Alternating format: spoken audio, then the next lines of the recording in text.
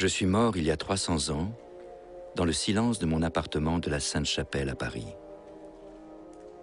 Paris, ville honnie du roi Louis, ville refuge aussi de ma musique et de ma vie, quand un destin contraire et de pâles intrigues m'interdirent à jamais d'être au service du roi.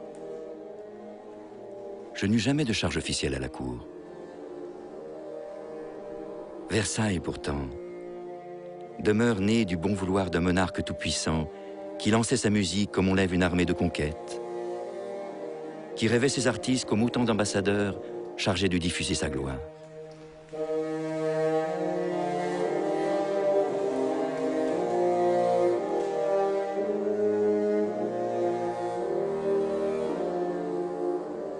Louis XIV, roi soleil et souverain qui connut et aima ma musique, mais qui pourtant ne m'en commanda point d'écrire.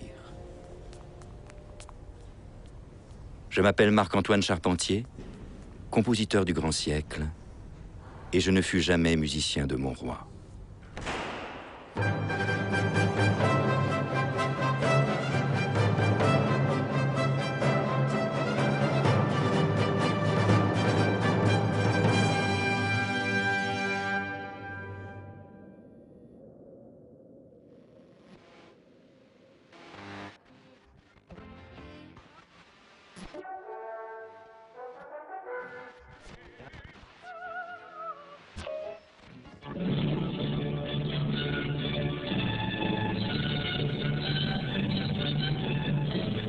J'ai découvert Charpentier par la radio.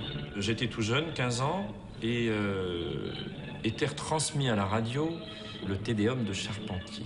Je me suis dit, bonne aubaine, j'étais chez une copine, j'avais pas encore la stéréo, j'avais pas de chaîne, rien du tout. On avait disposé 4 transistors aux 4 coins de la pièce pour avoir une idée de... Et c'était la première audition que j'ai eue d'une œuvre de Charpentier. J'ai été extrêmement déçu. Et j'ai laissé tomber. Jusqu'à ce que je rencontre Catherine Cessac, qui m'a dit, Hervé, il faudrait que vous fassiez du Charpentier. Je lui ai dit, écoutez, ça m'intéresse pas, c'est vraiment de la musique trop parisienne. Moi, je suis de la campagne, j'y comprends rien. Voilà, je peux pas, c'est sucré. Elle me dit, bah, écoutez, voilà une partition, lisez-la. Et puis c'est vrai que je les ai lus. Puis voilà, j'ai mis la main dans l'engrenage, et une fois qu'on est tombé dans Charpentier, on n'a qu'une envie, c'est d'y retourner. Voilà.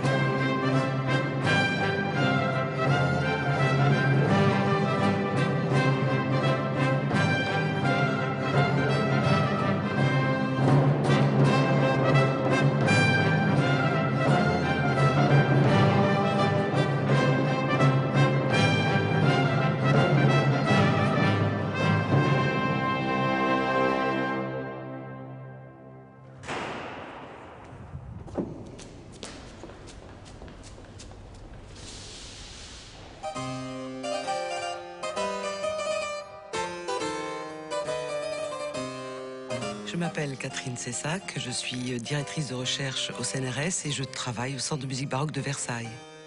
Et cela fait maintenant une vingtaine d'années que je travaille sur Marc-Antoine Charpentier. Quand on est immergé comme ça et qu'on a un bon compagnon avec soi comme Charpentier, il est vrai qu'on se fait aussi un peu son Charpentier. On se fait aussi un peu son personnage, puisque il a le mérite, je dirais, finalement, d'être très mystérieux. Malheureusement, on n'a pas de portrait de Charpentier, enfin de portrait avéré, je dirais. Bien sûr qu'on a une représentation de lui sur un almanach, mais c'est vrai qu'il manque une belle peinture, comme Lully, comme Marin-Marais. On n'a pas ça. Mais je crois que ce qui fait que malgré tous ces handicaps, je dirais aujourd'hui, puisqu'on ne connaît pas très bien sa vie, on ne c'est pas tout à fait les traits qu'il avait. Je crois que ce qui le rend vivant, c'est sa musique.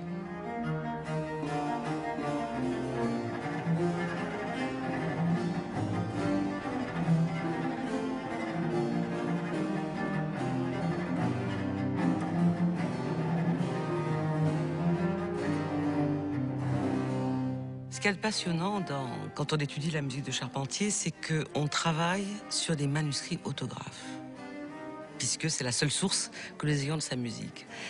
Et on est soi-même au quotidien dans le travail, et on suit Charpentier au quotidien dans son travail.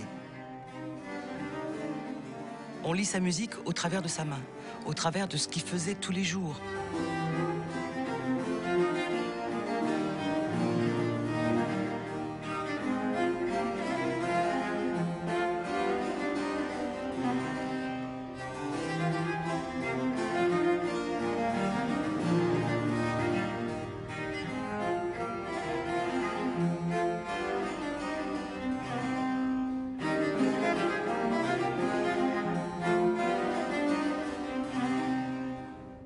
Charpentier était un homme très discret, qui donc ne s'est pas fait éditer de son vivant. Il faut dire qu'il fallait avoir pas mal de relations, de l'argent.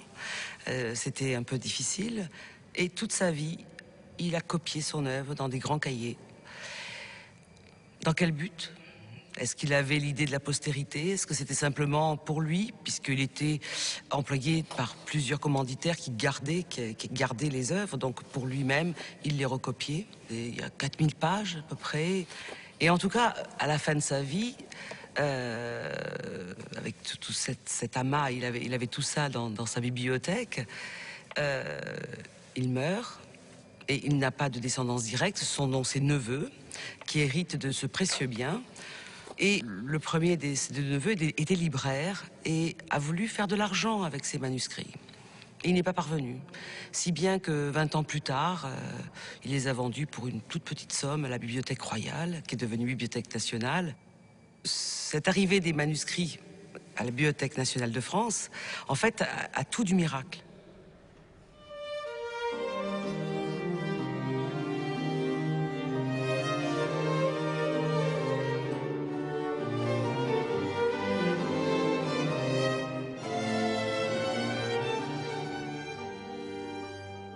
Alors on travaille pas toujours sur les originaux parce que c'est quelque chose de très précieux. On travaille sur des facsimilés, des photocopies, mais on est en contact direct toujours avec cette écriture.